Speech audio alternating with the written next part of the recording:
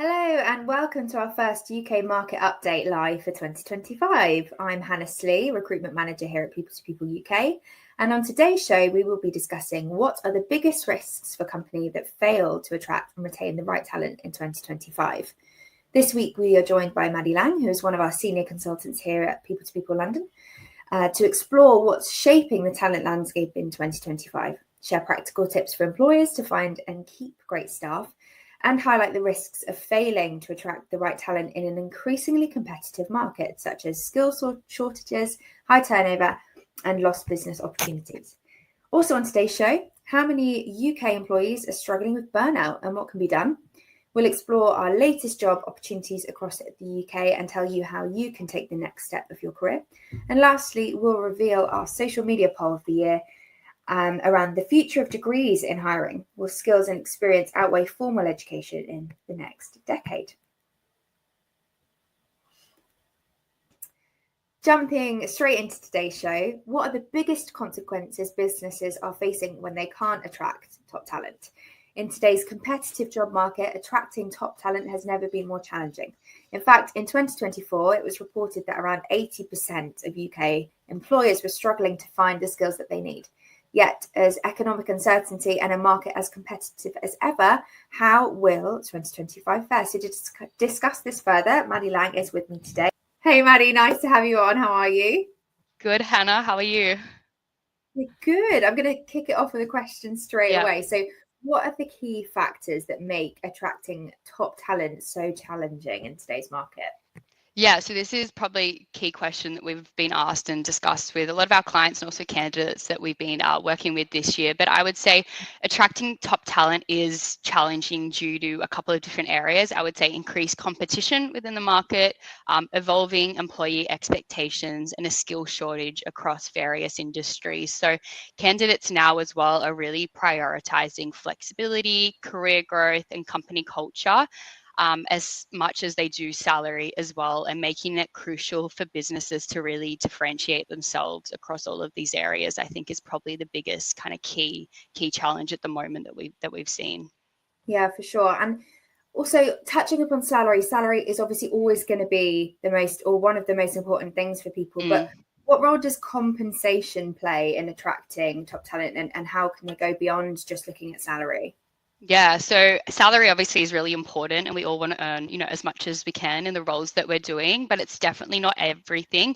And coming out of, COVID and the pandemic, this really kind of shifted this conversation around compensation. So people now want work-life balance, they want career development, and they want a company that actually kind of cares about them and takes them into consideration. So to stay competitive, businesses need to offer great benefits, and benefits aren't just, snacks in the office or extra days off. Benefits are around like mental health support, having training and development, and just like clear career progression as well. Flexible work option is a huge thing, but it's not just work from home now, it's flexible hours. So people who maybe have kids or looking after family members, having that flexibility to jump on and off throughout the day as well is really key. And then obviously just, general opportunities to grow. And this needs to be shown and kind of outlined in a benefits package. And when someone's joining a business, these needs to be clear kind of guidelines and areas that are set in place from the start. Definitely. And for an employer, what do you think might be the biggest consequences that these businesses might face if they can't attract this top talent? Yeah, so if companies can't bring in great people, they're obviously going to struggle across the board. I think key areas around like innovation, productivity, and just keeping up with their competitors are going to be probably the kind of key 3 areas. Plus, if you're not attracting key talent, then your current staff that you have are going to be overworked. Employees are going to, feel burnout, turnover will increase, and then business growth is going to decline as a result. Absolutely. And if you could give just one bit of advice, I know we could talk about this for ages, but what's your one bit of advice to employers this year about how to retain and attract the best talent? Yes, I would say overall, I think the biggest piece of advice is to invest in your people. So make sure that your staff feel valued, they feel supported, and they're excited to come and work for you and come and work for the business that you represent.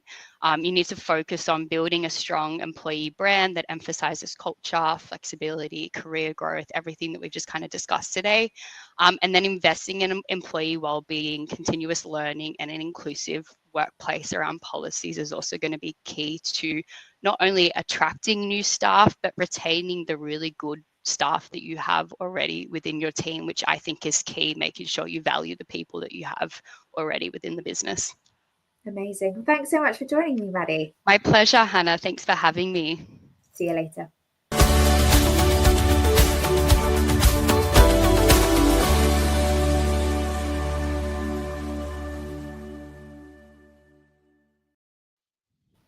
So we're looking at our hot jobs in the UK. The first one is a customer service assistant. This is based in Southeast London, paying around £26,000 per annum, plus a 10% bonus every year. So if you're interested in that one, do get in touch. We've also got a fee share solicitor. This is remote work and offers a very competitive salary. And we're also hiring a very wide variety of different temp positions. So please do get in touch with us if you are interested.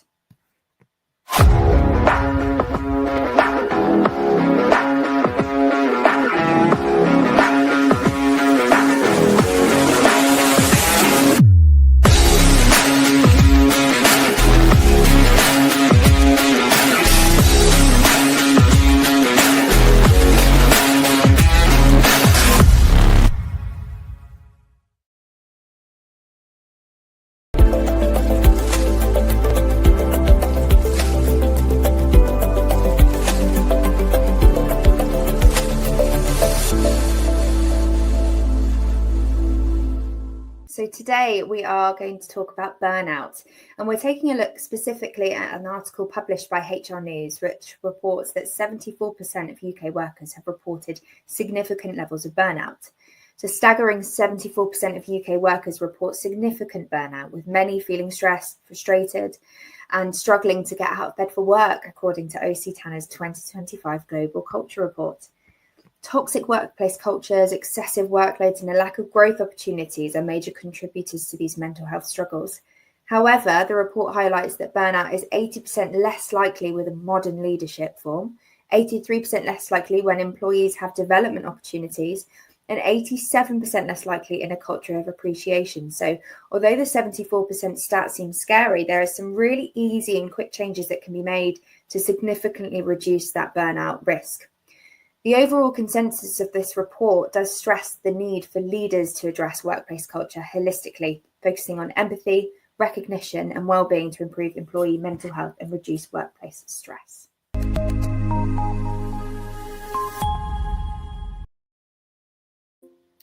So the question we want to know this week is, do you think degrees will become less relevant for hiring in the next 10 years?